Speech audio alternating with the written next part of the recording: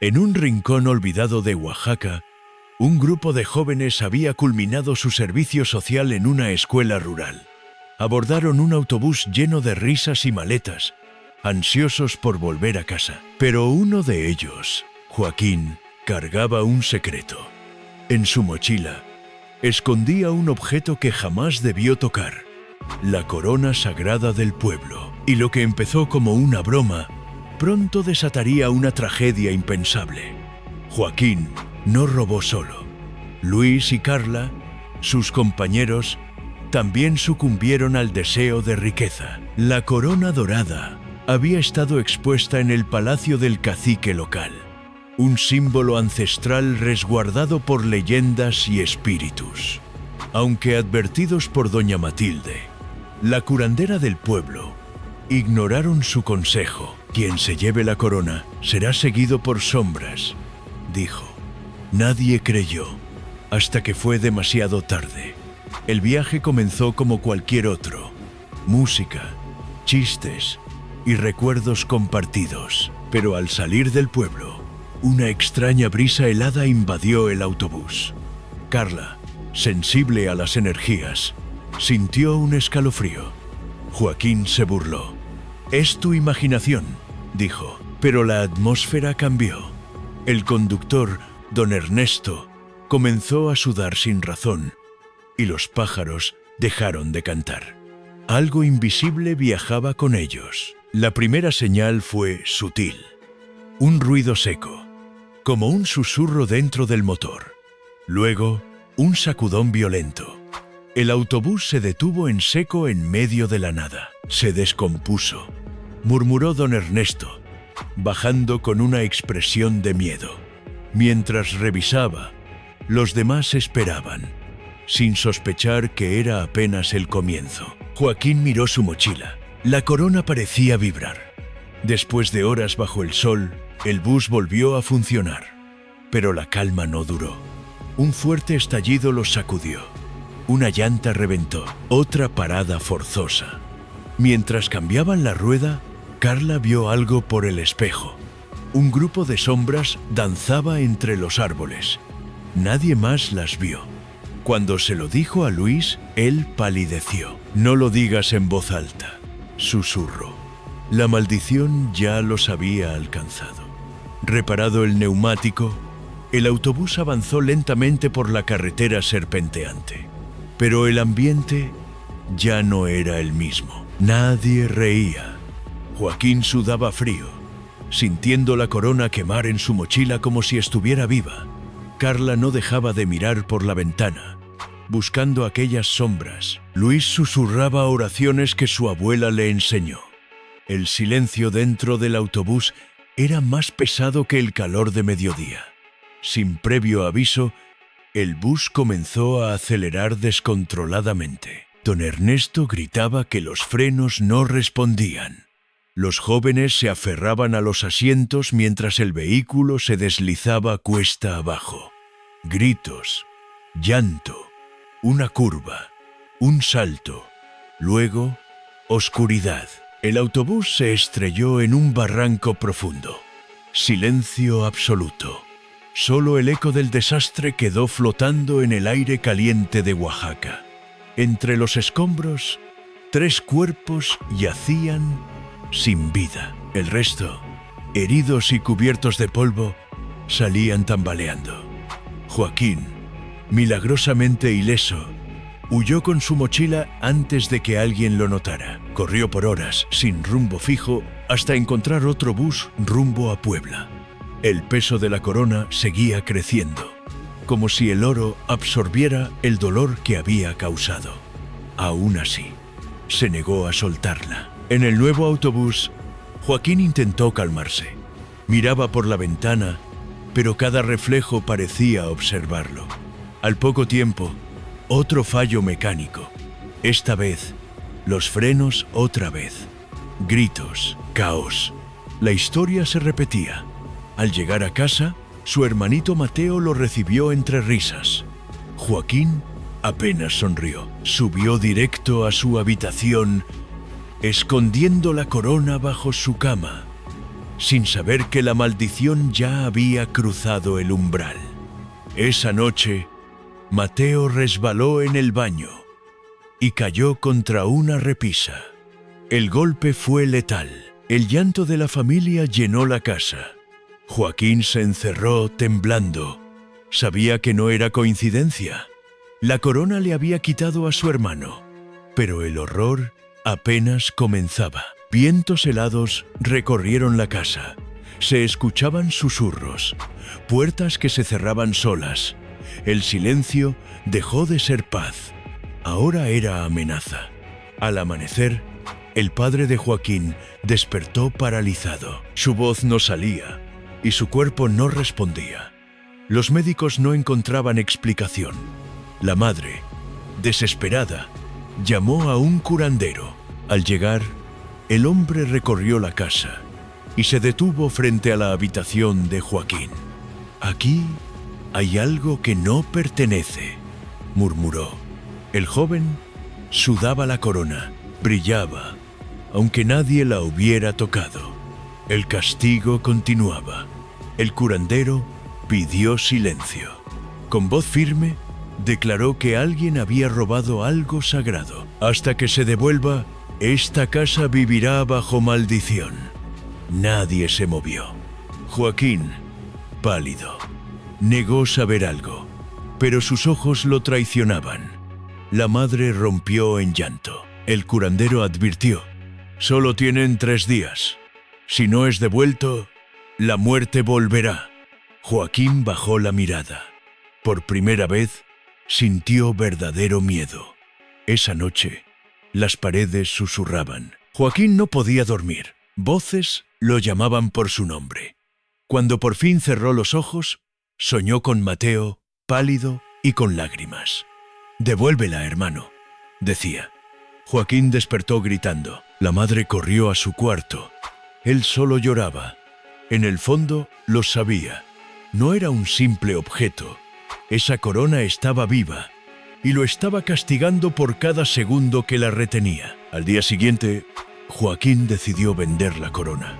«Con el dinero arreglaré todo», pensó. Caminó hasta el mercado con la mochila en la espalda. Pero a cada paso, el aire se volvía más denso. En un callejón apareció Mateo. Su figura era una sombra flotante. «No la vendas», susurró.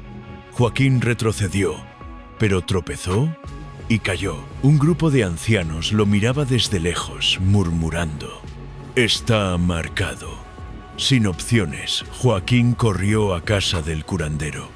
«Ayúdeme, por favor», suplicó. El hombre preparó un ritual. Entre cantos y humo, logró alejar por unos minutos las sombras. «Tienes 3 días para devolver la corona al pueblo. Si no lo haces, morirás, y con vos, todos los tuyos».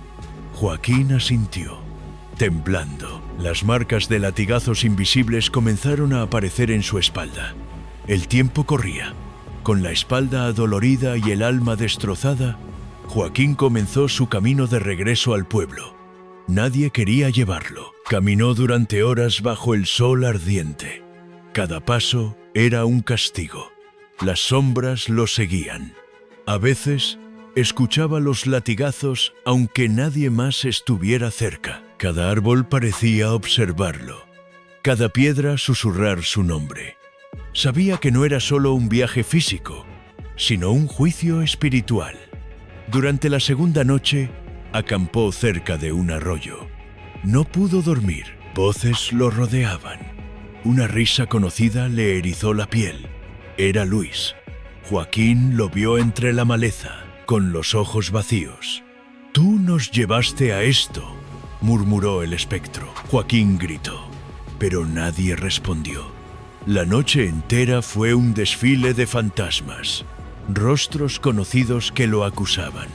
El perdón se volvía cada vez más lejano. Al amanecer del tercer día, Joaquín llegó al borde del pueblo. Sus pies sangraban, su ropa estaba rota, pero no venía solo. Las figuras lo seguían, invisibles para los demás. Al entrar, las campanas del pueblo sonaron solas. La gente salió de sus casas en silencio. Sabían lo que había hecho. El cacique lo esperaba frente al palacio, rodeado por ancianos. «La corona llama a su dueño», dijo. Joaquín cayó de rodillas. Llorando, desató la mochila y colocó la corona frente al cacique. «Perdóneme, no sabía lo que hacía». El cacique no respondió. Levantó la corona y la entregó a un guardián. «Lo has devuelto, pero el daño ya está hecho». Algunos aldeanos murmuraban oraciones. Otros lo miraban con rabia. Las sombras desaparecieron, pero el silencio era más frío que cualquier castigo. Un mensajero llegó corriendo. Su rostro era pálido. «Tu padre falleció esta mañana». Joaquín se desplomó. No gritó, no lloró, solo se quedó allí, roto por dentro. La corona ya no brillaba. Ahora parecía opaca, como si hubiera absorbido toda su luz. Los aldeanos bajaron la mirada. Aquel joven no necesitaba más castigos. El dolor lo había convertido en un reflejo de su propia tragedia. Joaquín abandonó el palacio sin rumbo. La gente lo dejaba pasar en silencio. Nadie le hablaba, pero todos sabían. Él ya no era el mismo. Se dirigió al río que bordea el pueblo, un lugar que de niño le traía paz. Allí, entre los reflejos del agua, vio los rostros de sus seres perdidos. «¿Qué me queda ahora?», murmuró. La brisa respondió con un susurro. La culpa era su única compañía. Recordó a Mateo riendo, a su padre contando historias, a Carla y Luis soñando con el futuro. Todo se desvaneció por una sola decisión. El oro lo había cegado.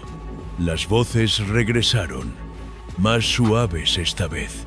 «Aprende», decían. El río parecía calmar su mente, pero no su corazón. Cada imagen lo hería como una lanza invisible. Aquel joven alegre ya no existía. Solo quedaba su sombra. Joaquín se levantó lentamente y caminó hacia el agua. Cada paso parecía arrastrar siglos de culpa. El río estaba en calma, como esperando. Se quitó los zapatos, entró hasta la cintura y cerró los ojos. «Lo siento», susurró. Nadie más lo escuchó, pero el viento pareció entender. El agua lo envolvió. Por un instante, todo fue silencio, como si el universo le concediera un último respiro. Su cuerpo desapareció bajo el agua, sin lucha, sin ruido. El río volvió a su quietud natural, como si nada hubiera pasado. La noticia se esparció rápido. Joaquín se había ido. Algunos lloraron, otros solo suspiraron, pero nadie lo olvidó. En el pueblo, su historia quedó como advertencia. La ambición desmedida puede robarlo todo, hasta lo más sagrado, hasta el alma misma. Las madres comenzaron a contar su historia a los niños. Los ancianos la susurraban al caer la noche. Joaquín ya no era solo un joven, era leyenda, advertencia y ejemplo. Cada año, al pasar por el río, alguien dejaba una flor blanca en su honor, no por lo que hizo, sino por lo que sufrió. El pueblo aprendió que hay tesoros que no deben tocarse, que la codicia siempre cobra su precio. El cacique mandó sellar la sala donde la corona reposaba. Nadie debía volver a verla. El pueblo volvió a su rutina, pero algo había cambiado. El silencio ahora era más respetado. Cada vez que un forastero preguntaba por Joaquín, los locales bajaban la mirada. Fue un joven como cualquiera, pero su ambición fue más grande que su juicio, decían. La historia ya era leyenda viva en Oaxaca. Con el paso del tiempo, jóvenes del pueblo crecieron escuchando el relato. Algunos lo creían, otros lo tomaban como advertencia moral. Pero todos respetaban el río y lo que allí ocurrió. Joaquín no fue ni héroe ni villano. Fue humano. Su error, inmenso. Su castigo, inolvidable. El eco de su nombre se perdió entre los árboles. pero su historia siguió resonando en cada corazón. En escuelas, plazas y hogares, el nombre de Joaquín se contaba al caer el sol. Las abuelas cerraban las historias con la misma frase: el oro deslumbra, pero también destruye. Así, generación tras generación, se mantuvo viva la advertencia. No era solo una historia de fantasmas o castigos. Era un espejo para quienes creen que pueden tomar sin pagar el precio de lo sagrado. Nadie volvió a intentar tomar la corona. El miedo era demasiado grande y el respeto aún mayor. Algunos decían que en noches de luna llena, el río reflejaba un rostro joven que lloraba en silencio. ¿Era Joaquín? Tal vez, o tal vez solo el eco de una historia tan poderosa que cruzó generaciones. Lo cierto era que nadie podía negar su verdad. La codicia deja cicatrices eternas, y así concluye esta historia. No con redención, sino con recuerdo. Un joven como tantos, atrapado por la promesa de oro. Una elección, un camino sin regreso. Si esta historia te tocó, no la guardes solo para ti. Compártela. Tal vez alguien más necesita escucharla antes de cometer el mismo error.